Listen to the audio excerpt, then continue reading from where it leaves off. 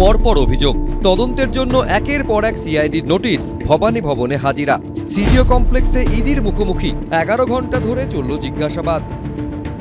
একদিকে দল ভাঙানির খেলা, আর একদিকে বিরোধী শক্তি যারা লড়াই করছে মাথা নত না করে তাদেরকে কি করে দমানো যায়, তাদের ধমকানো যায়, চমকানো যায়, তাদের ভেঙে গুড়িয়ে দেওয়া যায়, কার্যত বিরোধী শূন্য করে দেওয়া যায় পশ্চিমবঙ্গকে, সেই চেষ্টাই গত 1 মাস ধরে করা হয়েছে। রাজনৈতিক বিপর্যয়ের মধ্যেই পরপর জেরা, আইনি প্যাচে অভিষেক বন্দ্যোপাধ্যায়। তৃণমূলের ভাঙনের পেছনে যদি প্রশ্ন করা হয় দায় কার, কার দিকে এখন আপনারা আঙুল তুলবেন? কার জন্য এটা হয়েছে সে আলোচনা তো হলো, ধারাবাহিকভাবে যা চলছে তাই চলছে। এরই মধ্যে জমি জালিয়াতি কাণ্ডের তদন্তে রাজ্য পুলিশের স্ক্যানারে অভিষেক বন্দ্যোপাধ্যায়ের আত্মসহায়ক সুমিত রায়। এবার তার বিরুদ্ধে জারি হলো গ্রেফতারি পরোয়ানা। অভিষেক বন্দ্যোপাধ্যায়ের আত্মসহায়ক, তাকে বেশ কয়েকবার নোটিশও করা হয়েছে বলে জানা যাচ্ছে এবং তাকে গ্রেপ্তারি পরোয়ানা ইতিমধ্যে জারি করা হয়েছে। এই যে গ্রেপ্তারি পরোয়ানা জারি হয়েছে সেটা মেদিনীপুর আদালত থেকে হয়েছে, এমনটাই পুলিশ সূত্রে জানা যাচ্ছে। গতকালই সেই আবেদন করা হয়েছিল পুলিশের তরফ থেকে, যে আবেদন ইতিমধ্যে মঞ্জুর হয়েছে বলে পুলিশ সূত্রে খবর। এবং গ্রেপ্তারি পরোয়ানা জারি হয়ে যাওয়ার পাশাপাশি যেটা গতকালও খবর পাওয়া গিয়েছিল যে বেঙ্গল এসটিএফ এর তরফ থেকেও সুমিত রায়ের খোঁজ পাওয়া যায় কিনা বিভিন্ন জায়গায় খোঁজ করা হয়েছিল, কিন্তু সেখানেও তার খোঁজ মেলেনি।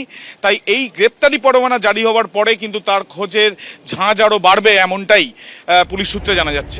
সুমিত রায়ের খোঁজে শুক্রবার গভীর রাতে অভিষেক বন্দ্যোপাধ্যায়ের কালীঘাট রোডের বাড়িতে পৌঁছে যায় শালবনী থানার পুলিশ। রাত 2টো থেকে সকাল 6টা, প্রায় 4 ঘন্টা বাড়ির বাইরে অপেক্ষা করতে হয় তাদের। শনিবার সকাল 6টা নাগাদ তালা ভেঙে বাড়ির ভেতরে ঢোকে পুলিশ। প্রায় 1.5 ঘন্টা সেখানে তল্লাশি চালিয়েও খোঁজ মেলেনি অভিষেক বন্দ্যোপাধ্যায়ের আত্মসহায়ক সুমিত রায়ের।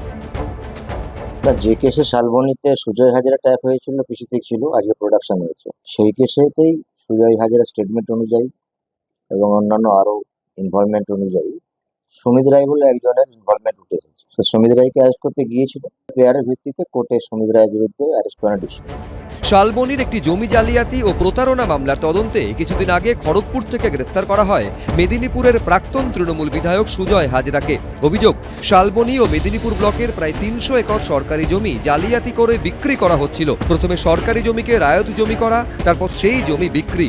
শুধু তাই নয়, এক অভিযোগকারীর দাবি তার কাছ থেকে 10 লাখ টাকা নেওয়া হলেও জমি পাননি, টাকা ফেরত চাইলে সেটাও দেওয়া হয়নি।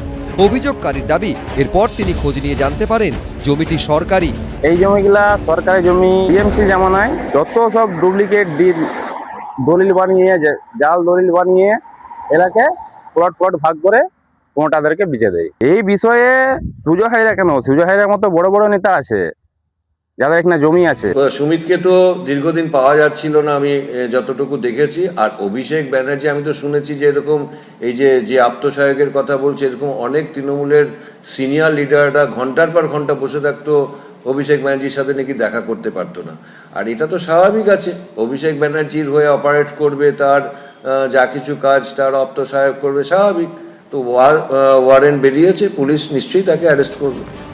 এর আগে গরু পাচার কাণ্ডে 2022 সালে বিনয় মিশ্রকে পলাতক ঘোষণা করেছিল দিল্লির রাউজ অ্যাভিনিউ আদালত, যিনি রাজনৈতিক মহলে অভিষেক বন্দ্যোপাধ্যায়ের ঘনিষ্ঠ বলে পরিচিত ছিলেন। গোয়েন্দা সূত্রে দাবি, কলকাতা থেকে প্রায় 9,500 কিলোমিটার দূরে ভানুয়াতু নামে একটি দ্বীপরাষ্ট্রে গিয়ে আশ্রয় নেন বিনয় মিশ্র।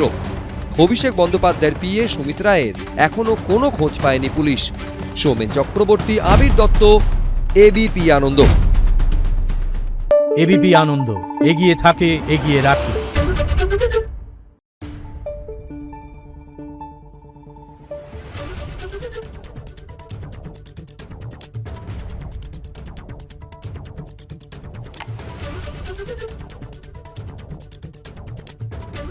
Thank you.